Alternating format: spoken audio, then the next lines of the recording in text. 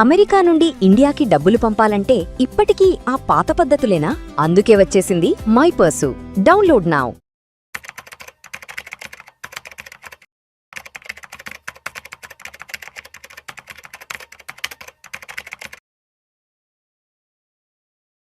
మాధవిరెడ్డి గారు నమస్తే అండి. నమస్తే. మాధవిరెడ్డి గారు, బంగారం వెండి ధరల పరిస్థితి ఏంటో అర్థం కావట్లేదు, బాగా వెనక్కి వెళ్ళిపోయింది.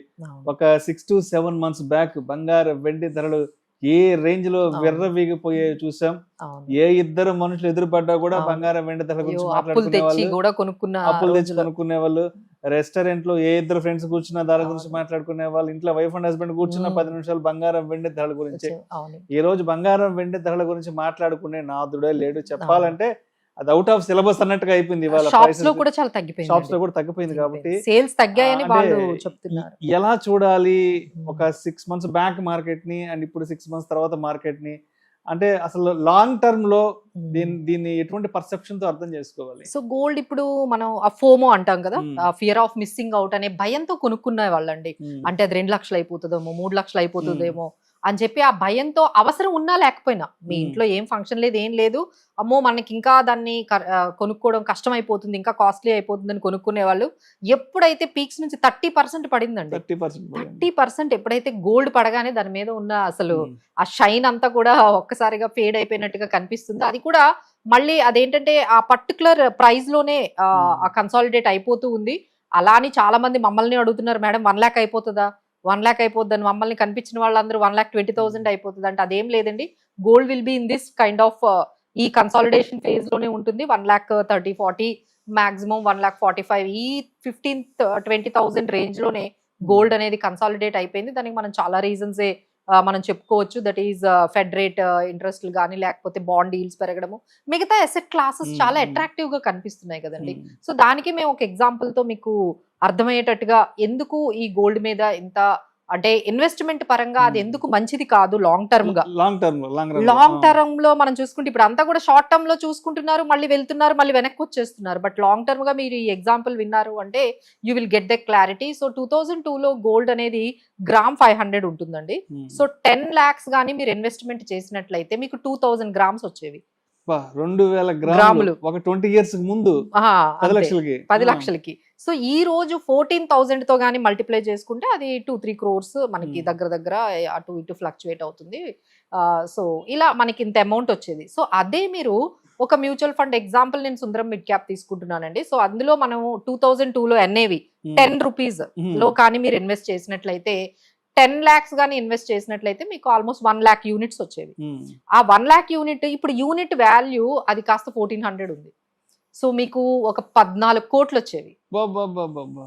అంటే ఎంత డిఫరెన్స్ చూడండి. ఇది 3 కోట్లు, అది 14 కోట్లు.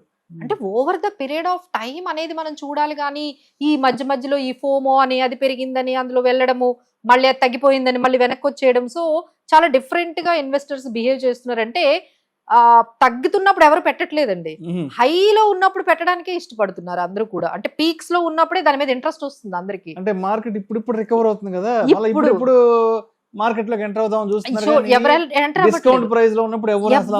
ఎంటర్ అవ్వట్లేదు. అదే చాలా డిఫరెంట్ గా బిహేవ్ చేస్తున్నారండి. దీన్ని మీరు అందరూ కూడా డెఫినెట్లీ బిహేవియర్ అనేది కొంచెం మనకి ఈ సైకలాజికల్ గా మనం కొంచెం దాని నుంచి బయటికి రావాలి అంటే ఈ ఎగ్జాంపుల్ మేము చెప్పాము. అంటే మేము అందరం చెప్పేది ఏంటంటే బాగా తక్కువలో ఉన్నప్పుడు కొనుక్కోండి. అది బంగారమైన ఈక్విటీ. ఇప్పుడు ఈక్విటీ మీకు తెలుసు కదా 26,000 నుంచి 24,000కి వచ్చేసింది. అంటే మనకి ఎంత ఒక ఆల్మోస్ట్ 9% 10% పడింది. బట్ ఎంత చెప్తున్నా ఎవరు కొంటలేదు. సాధారణంగా అంటే ఏ బిజినెస్ స్ట్రాటజీ అయినా తక్కువలో కొనుక్కోవాలి, ఎక్కువలో అమ్ముకోవడం. కానీ మనం చాలా రివర్స్. కానీ ఇక్కడ ఎందుకు రివర్స్ అయిపోతున్నారు? మార్కెట్ ఫాల్ లో ఉన్నప్పుడు ఇప్పుడు చూడండి, ఇప్పుడు చూడండి, ఇప్పుడు గోల్డ్ ఉంది, ఎవరైనా కొంటున్నారా?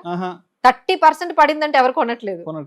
అంటే ఎంత డిఫరెంట్ గా ఆలోచిస్తున్నారు. ఇప్పుడు కూడా మేము చెప్తున్నాం 30% పడింది గోల్డ్ లో, ఏదైనా కావాలి అంటే ఒక కొంచెం పెట్టుకుంటూ వెళ్ళొచ్చు లాంగ్ టర్మ్ పర్స్పెక్టివ్ తో.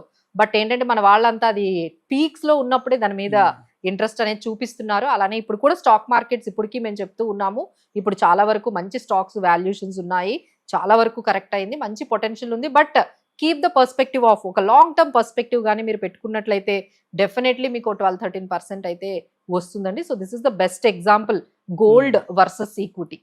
సో మాధవిరెడ్డి గారు, మరి ఎప్పటి నుంచో బంగారం కొనాలా వద్దా అన్న డైలమాలో ఉండే వాళ్ళకి మీరు ఒక్క మాటలో ఏం చెప్తారు?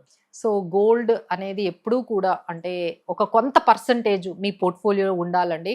సో ఇప్పుడు పడిపోతుందని పక్కన పెట్టేయటం అందరూ కూడా అండి. అంటే మీరు నమ్మరండి, మేము ఒక సర్వే చూసాము, లాస్ట్ 3 months లో 100 టన్నులు అమ్మేశారు మన వాళ్ళు. వెళ్ళి అందరూ గోల్డ్ షాపులకు వెళ్ళి వాళ్ళు ఆల్రెడీ ప్రాఫిట్ బుక్ చేసుకోవడం కానీ, లేకపోతే వాళ్ళ అవసరాల కోసం కానీ గోల్డ్ కంటిన్యూస్ గా కొనడం పక్కన పెడితే, ఇప్పుడు అందరూ కూడా రివర్స్ అన్నమాట. అందరూ కూడా దాన్ని తీసుకొని వెళ్ళి సెల్ చేయడం అనేది చేస్తూ ఉన్నారు. అలానే గోల్డ్ ఈటీఎఫ్స్ తగ్గిపోయాయి, సిల్వర్ ఈటీఎఫ్స్ ఇన్వెస్ట్మెంట్స్ తగ్గిపోయాయి. సో అందరూ కూడా ప్రాఫిట్స్ బుక్ చేసుకోవడము, సెల్లింగ్ లో ఉన్నారు, కానీ దాంట్లో ఎవరు కూడా ఇన్వెస్ట్ చేయట్లేదు. బట్ మేము చెప్పేది ఏంటంటే, ఇలా పడిపోతున్నప్పుడే మనం ఎవ్రీ టైమ్ మీరు లాంగ్ టర్మ్ పర్స్పెక్టివ్ తో ఒక పోర్ట్ఫోలియోకి హెడ్జింగ్ గా యూజ్ అవుతుంది కాబట్టి తప్పనిసరిగా మీరు గోల్డ్ లో అయితే వదిలిపెట్టేయకండి. మీరు స్టెప్ బై స్టెప్ అంటే ఎవ్రీ మంత్ 5,000 10,000 మీ పోర్ట్ఫోలియో మీ సేవింగ్స్ బట్టి ఒక 10% అయినా గోల్డ్ లో అయితే పెట్టుకుంటూ వెళ్ళండి. బట్ ఇమీడియట్ రిటర్న్స్ అయితే మీరు ఎక్స్పెక్ట్ చేయొద్దండి, ఎందుకంటే లాస్ట్ 20-30% వచ్చేటట్టుగా ఇక నెక్స్ట్ గోల్డ్ లో అంతంత రిటర్న్స్ అయితే ఎక్స్పెక్ట్ చేయకండి. లాంగ్ టర్మ్ గా పర్స్పెక్టివ్ లో ఒక 8% అలా మీరు మీ మోడరేట్ ఎక్స్పెక్టేషన్స్ ఉన్నట్లయితే గోల్డ్ లోకి అయితే ఎంటర్ అవ్వచ్చు.